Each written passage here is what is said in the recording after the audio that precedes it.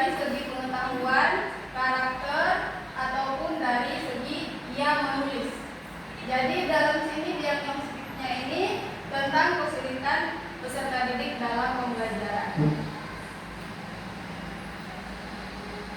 Kita membahas yang pertama yaitu kesulitan dalam belajar. Definisinya yaitu kesulitan belajar adalah kondisi di mana individu mengalami kesulitan dalam mengelola dan menggunakan sebuah informasi untuk belajar.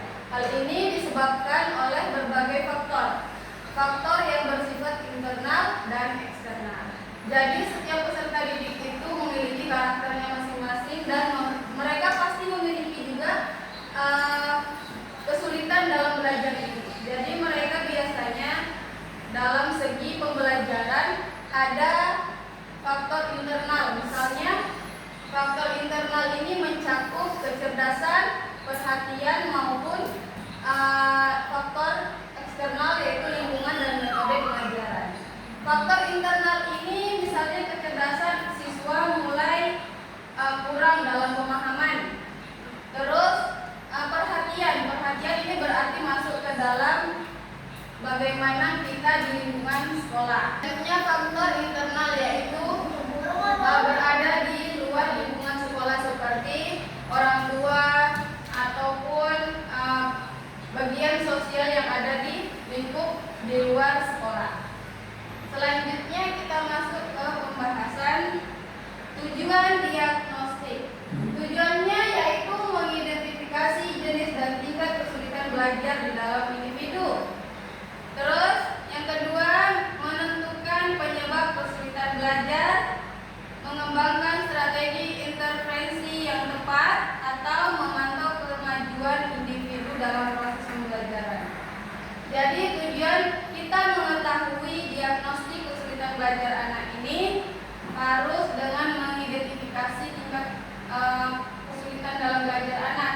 Jadi misalnya ketika anak itu dia kurang bisa menulis, berarti kita harus mengambil faktor yang menentukan kemajuan individu seperti apa. Jadi kita sebagai guru harus memiliki strategi untuk meningkatkan faktor penyebab kesulitan anak itu, mengapa ia tidak cepat untuk memahami atau menelaah sebuah pembelajaran yang kita berikan.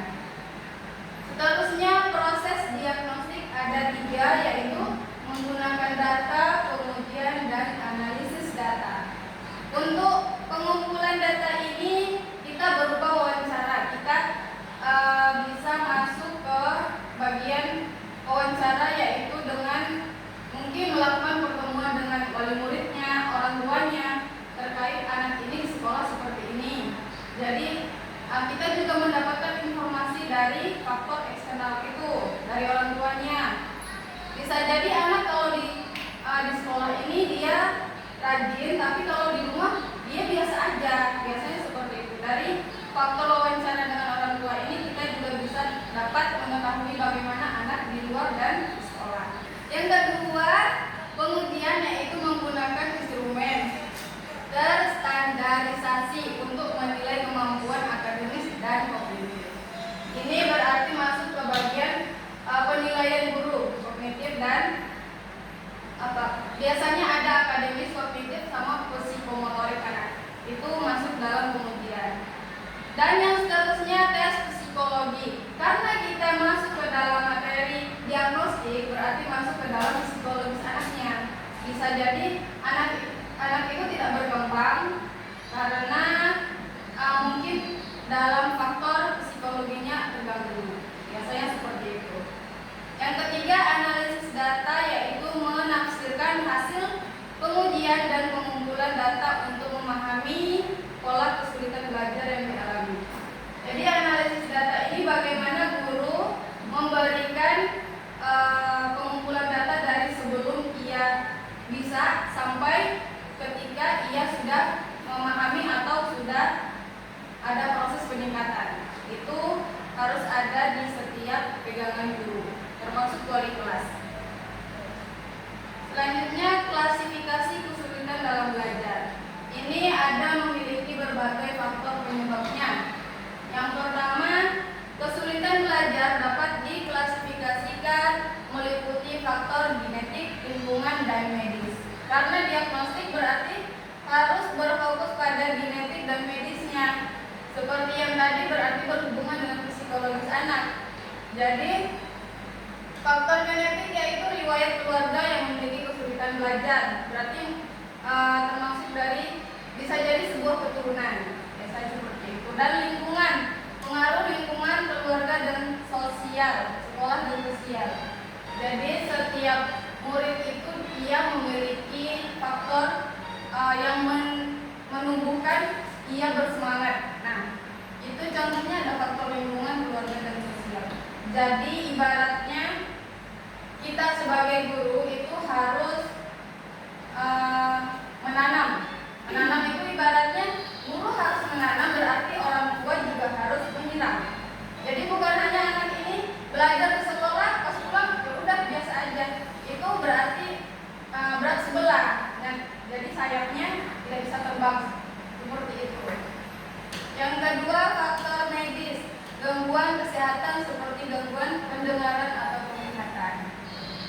Berarti ini masuk ke dalam faktor psikologis. Biasanya anak kurang memperhatikan, berarti dia dalam gangguan medis, ibaratnya dia tidak bisa mendengar atau dia penglihatannya kurang. Biasanya kalau penglihatannya kurang, dia akan lebih malas untuk menulis. Terus kesulitan belajar juga dapat diklasifikasi dalam menulis, membaca, dan memahami konsep matematika. Kalau menulis dan membaca ini untuk tingkat kelas 1 harusnya sudah diawali dengan mengetahui bagaimana ia mengerti tentang huruf abjad dari A sampai Z atau angka 1 dan seterusnya. Begitupun juga dengan menulis per kata. Itu juga sudah masuk dalam klasifikasi sebagai suatu konsep diagnostik.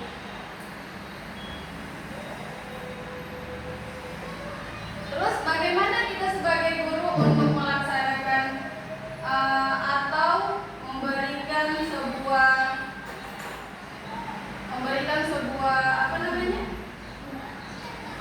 sebuah penguatan atau memberikan jawaban terkait dengan diagnostik anak. Yang pertama, pendekatan seperti yang tadi, harus melakukan wawancara dengan orang tua ataupun keluarga-keluarganya.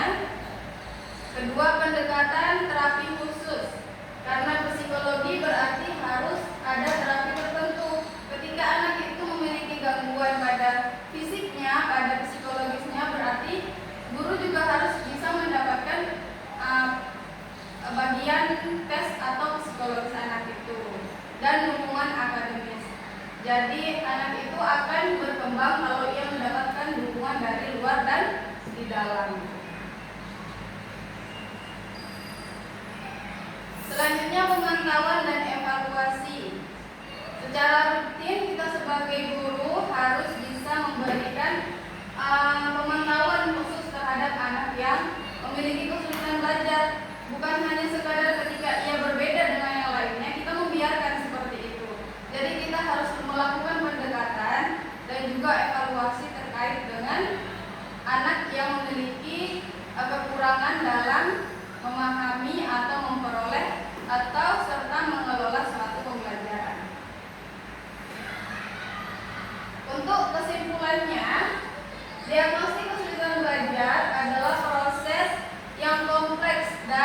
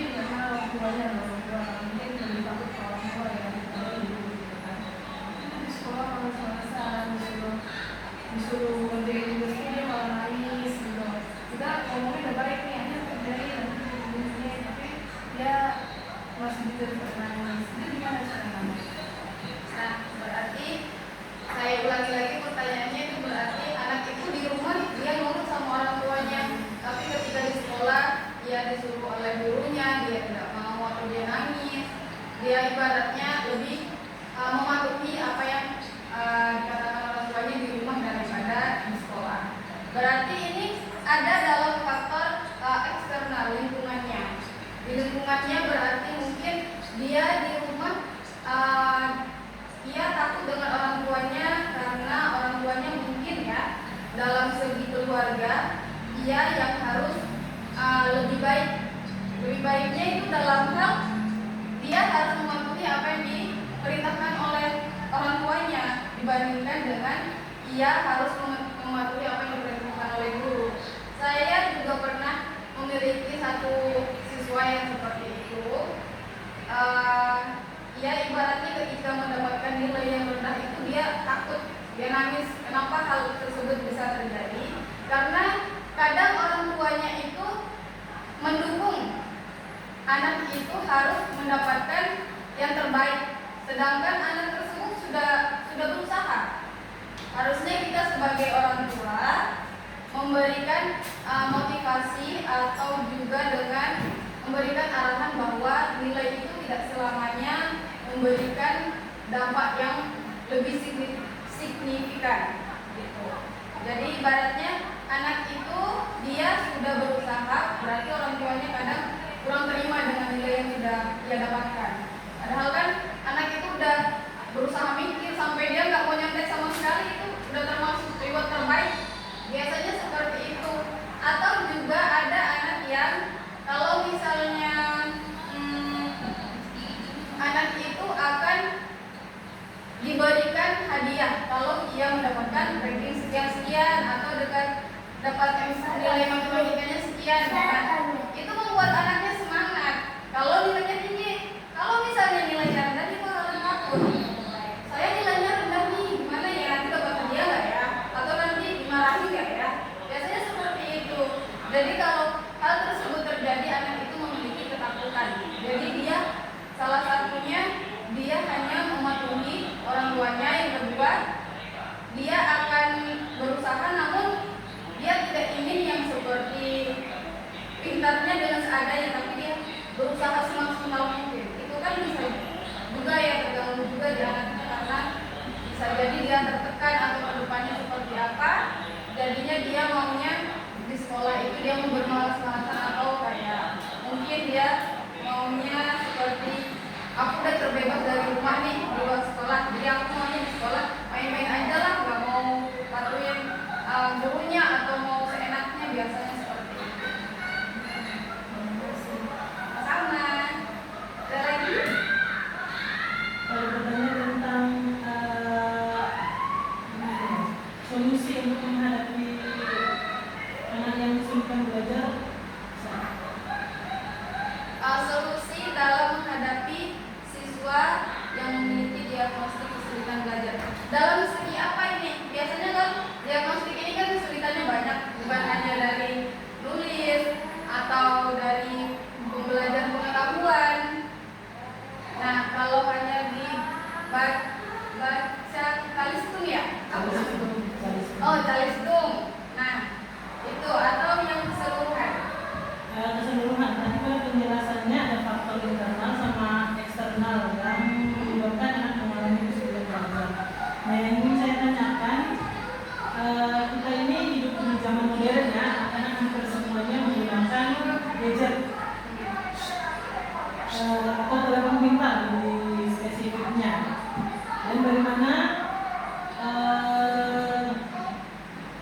dampak yang kita tahu bahwa anak itu dia terdampak, maksudnya dia gimana ya? Terbawa arus. Biasanya seperti itu ya. Kecanduan dia. Iya, kecanduan. Maksudnya kalau dia kecanduan dengan teknologi yang mungkin sudah berlebihan, kemudian bagaimana kita sebagai guru atau pihak sekolah dapat membantu anak tersebut? Berarti dalam segi dunia modern ini siswa lebih cenderung bermain gadget. Jadi bagaimana strategi atau penanganan yang dimiliki guru terhadap anak tersebut. Nah, kita juga sebenarnya kalau dikatakan memiliki metode atau sebuah media yang kita ajarkan kepada murid dengan metode tradisional pun mereka nggak bakalan tertarik sebenarnya. Salah satunya apa yang harus kita pertimbangkan atau harus kita berikan, yang pertama itu dan juga salah satunya strategi kita bagaimana kita memberikan sebuah dampak di mana anak tersebut tidak terlalu cenderung kepada gadgetnya. Yang pertama itu pengawasan orang tua, itu penting sekali. Karena kalau di sekolah mereka tidak megang HP, tapi kalau di rumah kamu diam, baru dikasih HP biar masuk mana-mana. Sekarang zamannya kalau anak-anak dia lebih mending main HP di rumah daripada main di luar bersama teman-teman. Jadi salah satunya pengawasan orang tua itu penting. Kita di sekolah hanya mengawasi di lingkungan sekolah saja, tapi dengan banyak anak dengan karakter yang berbeda. Tapi kalau di rumah kita kembali kepada orang tuanya, berarti orang tuanya yang harus memberikan perhatian penuh. Jadi ibaratnya anak tersebut biasanya akan terbawa mungkin di libur panjang nih kemarin. Libur panjang itu pasti anak-anak liburan bukan hanya sekedar berlibur saja, pasti mereka akan bermain gadget juga. Nanti akan terbawa ke dunia persekolahan di kelas dengan berbagai semua yang viral-viral pun mereka tahu. Jadi salah satunya pengawasan dari orang tua ketika sudah tidak di sekolah. Yang kedua, kita harus sering memberikan dampak atau motivasi yang mengatakan bahwa gadget itu tidak selamanya memiliki dampak yang positif. Jadi salah satunya memberi pemahaman juga bukan hanya kepada anak-anaknya tapi juga kepada orang tuanya.